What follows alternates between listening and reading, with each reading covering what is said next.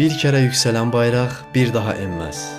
Dilimizdə əzbər olan bu şüarın müəllifi Azərbaycan Xalq Cümhuriyyətinin qurucularından biri olan Məhəmməd Əmin Rəsulzadədir. Azərbaycan Respublikası həmin cümhuriyyətin varisi hesab olunur.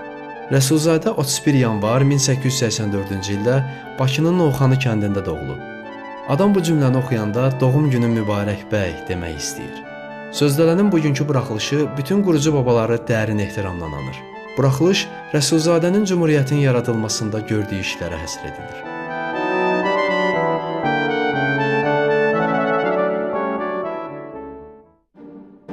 Məhəmməd Əmin Rəsulzadənin Azərbaycan Xalq Cümhuriyyətinin yaranmasındakı rolu hələ Cümhuriyyət elan edilməmişdən çox əvvəl milli məfkurənin formalaşması ilə başlamışdı. O gənc yaşlarından etibarən Müsəlman Gənclik Təşkilatını yaradaraq Rus müstəmləkəçiliyinə qarşı ilk gizli mübarizəni başlatmışdı. 1904-cü ildə Mir Həsən Mövsümov və Məmməd Həsən Hacınski kimi ziyalılarla birlikdə Hümmət Sosial Demokrat Təşkilatının əsasını qoyaraq siyasi səhnəyə çıxmışdı. Lakin Rəsulzadə tezliklə dərk etdi ki, beynəlmiləl sosializm Azərbaycanın milli maraqlarını tam təmin edə bilməz və bu səbəbdən o milli istiqlal ideyasına yönəldi. Onun Təkamül və Yoldaş qəzetlərindəki məqalələri xalqın siyasi şüurunun oyanmasında müstəsna rol oynamışdı. Rəsulzadə İranda Səttarxan hərəkatında iştirak edərkən belə Azərbaycanın bütövlüyü və azadlığı ideyasını təbliğ edirdi. 1911-ci ildə İstanbulda olarkən türkçülük cərəyanının görkəmli nümayəndələri ilə əlaqələr quran Rəsulzadə Türk Yurdu dərgisində Azərbaycan türklərinin problemlərini dünya ictimaiyyətinə çatdırırdı. 1913-cü ildə Bakıya qayıdan Rəsulzadə, Məmmədəli Rəsulzadə, Abbasqulu Kazımzadə və Tağı Nağıyev tərəfindən yaradılmış Müsavat Partiyasının rəhbərliyini əlinə aldı. Onun rəhbərliyi ilə Müsavat Partiyası İslamçılıq və türkçülük ideyalarını birləşdirərək milli müstəqillik hərəkatının avangardına çevrildi. 1915-ci ildə nəşrə başlayan Açıq Söz qəzeti Rəsulzadənin baş redaktorluğu ilə türk adını rəsmi mətbuatda ilk dəfə cəsarətlə işlədən mətbu orqan oldu. Bu qəzet vasitəsilə o, Azərbaycan xalqına milliyyət, muxtariyyət və azadlıq anlayışlarını aşılayırdı.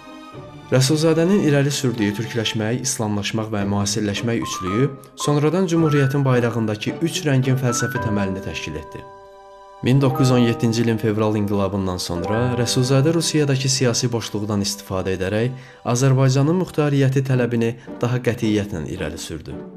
O, 1917-ci ilin aprelində Bakıda keçirilən Qafqaz Müsəlmanları qurultayında çıxış edərək Rusiyanın Federativ Respublika, Azərbaycanın isə onun tərkibində muxtar dövlət olması ideyasını müdafiə etdi.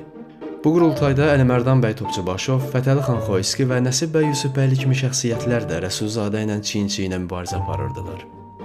Rəsulzadə həmin ilin mayında Moskvada keçirilən Ümumrusiya Müsəlmanları qurultayında da eyni tələblə çıxış edərək digər türk müsəlman xalqlarını birləşdirməyə çalışdı. Oktyabr inqilabından sonra bolşeviklərin hakimiyyətə gəlməsi ilə Rəsulzadə Rusiyadan heç bir demokratik yanaşma gözləməyin mümkün olmadığını anladı və tam müstəqillik kursunu götürdü. 1918-ci ilin əvvəllərində yaradılan Zaqafqaziya Seymində Azərbaycan fraksiyasına rəhbərlik edən Rəsulzadə erməni və gürcü nümayəndələri ilə kəskin siyasi mübahisələr aparırdı. Seymin iclaslarında o, müsəlman əhalisinin hüquqlarını qoruyur və Qafqazın Osmanlı dövləti ilə sülh danışıqlarına girməsini tələb edirdi.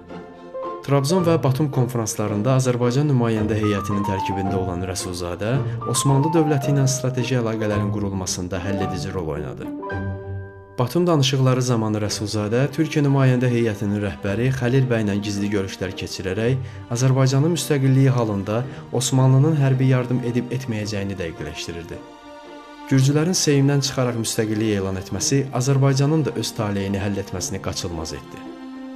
27 may 1918-ci ildə Tiflisdə keçirilən iclasda Azərbaycan Milli Şurası yaradıldı və həmin vaxt Batumda danışıqlarda olan Məhəmməd Əmin Rəsulzadə qiyabi olaraq Milli Şuranın sədri seçildi. Bu seçim onun xalq və siyasi elit arasındakı nüfuzunun göstəricisi idi. Həsən bəy Ağayev sədr müavini, Mustafa Mahmudov isə katib seçildi.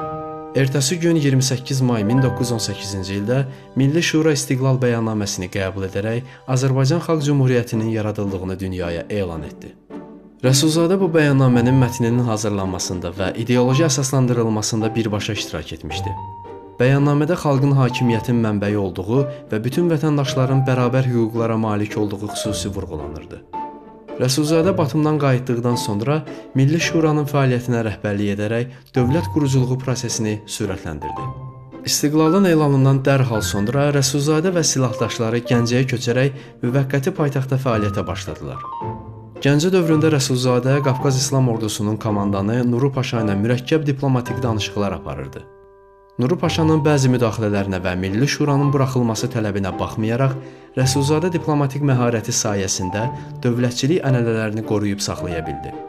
O, Fətəli xan Xoyskinin rəhbərlik etdiyi hökumət kabinetinə tam dəstək verərək dövlət aparatının formalaşmasına kömək edirdi.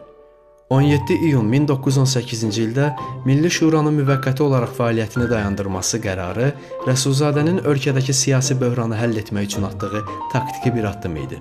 15 sentyabr 1918-ci ildə Bakının işğaldan azad edilməsi Rəsulzadənin ən böyük arzularından biri idi və o bu qələbəni Azərbaycanın ikinci doğuluşu adlandırmışdı. Bakıya köçdükdən sonra Rəsulzadə parlamenti respublika modelinin bərpası üçün gərgin işə başladı. 1918-ci ilin noyabrında Milli Şura öz fəaliyyətini bərpa etdi və Rəsulzadə yenidən sədr kürsüsünə keçdi. O, ölkədə yaşayan bütün millətlərin nümayəndələrinin parlamentə təmsil olunması üçün qanun layihələrinin hazırlanmasına rəhbərlik etdi. 7 dekabr 1918-ci ildə Azərbaycan parlamentinin təntənəli açılışında Rəsulzadənin söylədiyi tarixi nitq Cümhuriyyətin demokratik dəyərlərə sadiqliyini bütün dünyaya bəyan etdi. Onun bir kərə yüksələn bayraq bir daha enməz şüarı məhz bu dövrdə parlament tribunasından səslənərək xalqın yaddaşına əbədi həkk olundu. Parlamentdə Müsavat fraksiyasının lideri kimi Rəsulzadə aqrar islahatlar, təhsil və ordu quruculuğu ilə bağlı qanunların qəbulunda fəal iştirak edirdi. O, Bakı Dövlət Universitetinin təsis edilməsini millətin gələcəyi üçün ən vacib addımlardan biri hesab edir və bu layihəni şiddətlə dəstəkləyirdi. Rəsulzadə Səməd bəy Mehmandarov və Əliağa Şıxlinski kimi generalların rəhbərliyi ilə milli ordunun yaradılması prosesinə siyasi dəstək verirdi. O, parlamentdəki çıxışlarında qonşu dövlətlərlə sülh şəraitində yaşamağın vacibliyini, lakin torpaq bütünlüyünün qorunmasının hər şeydən üstün olduğunu vurğulayırdı. Rəsulzadənin səyləri nəticəsində Azərbaycan türk dili dövlət dili elan edildi və məktəblərdə tədris milliləşdirildi. Rəsulzadə başa düşürdü ki, Cümhuriyyətin yaşaması üçün beynəlxalq aləmdə tanınması şərtdir. O, Paris Sülh Konfransına göndərilən Əlimərdan bəy Topçubaşovun rəhbərlik etdiyi nümayəndə heyətinin fəaliyyətini Bakıdan koordinasiya edirdi. 1920-ci ilin yanvarında Antanta dövlətləri tərəfindən Azərbaycanın müstəqilliyinin de facto tanınması xəbəri gələndə Rəsulzadə parlamentdəki çıxışında bunu böyük zəfər adlandırdı. O, Xarici İşlər Nazirləri Məmməd Həsən Hacınski və Məmməd Yusif Cəfərovla birlikdə xarici dövlətlərlə diplomatik əlaqələrin qurulması üçün strategiyalar hazırlayırdı. Rəsulzadə İranla münasibətlərin normallaşdırılması üçün göndərilən nümayəndə heyətinə xüsusi təlimatlar vermişdi. Eyni zamanda Dağıstan və Şimali Qafqaz xalqlarının azadlıq mübarizəsinə dəstək verməyi Azərbaycanın mənəvi borcu hesab edirdi. 1920-ci ilin aprelində Bolşevik təhlükəsi artdıqda Rəsulzadə parlamentdəki son çıxışlarında işğalçılara qarşı sona qədər mübarizə aparmağa çağırırdı. O, 11-ci Qızıl Ordunun Bakıya yaxınlaşması zamanı təslimçilik mövqeyini qətiyyətlə rədd edir və Cümhuriyyətin şərəfini qorumağa çalışırdı. Hakimiyyətin bolşeviklərə təhvil verilməsi məsələsi müzakirə edilərkən, Rəsulzadə bunun tarixi bir səhv olacağını bildirərək, biz getməli olsaq da bu bayrağı elə bir zirvəyə sancmalıyıq ki, heç kim onu endirə bilməsin fikrini müdafiə edirdi. Təəssüf ki, qüvvələr nisbətinin qeyri-bərabərliyi və daxili xəyanətlər nəticəsində Cümhuriyyət süqut etdi. Rəsulzadənin Cümhuriyyət dövründəki fəaliyyəti təkcə qanunvericiliklə məhdudlaşmırdı. O, eyni zamanda böyük bir maarifçi kimi teatrın, musiqinin və ədəbiyyatın inkişafına da hamilik edirdi.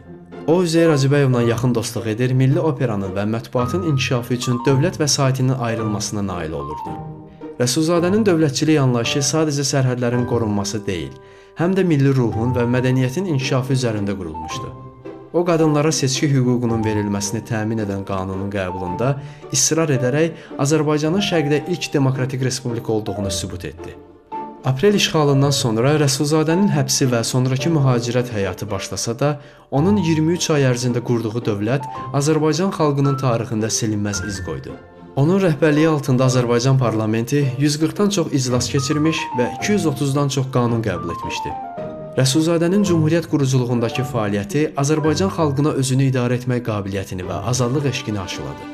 Bu gün müasir Azərbaycan Respublikası özünü həmin cümhuriyyətin varisi elan edərkən, Rəsulzadənin və onun silahdaşları olan Fətəli xan Xoyski, Nəsib bəy Yusubbəyli, Həsən bəy Ağayev, Səməd bəy Mehmandarov və digərlərinin mirasına sahib çıxır. Rəsulzadənin idealları və onun rəhbərliyi ilə həyata keçirilən işlər müstəqil Azərbaycanın təməl daşlarını təşkil edir.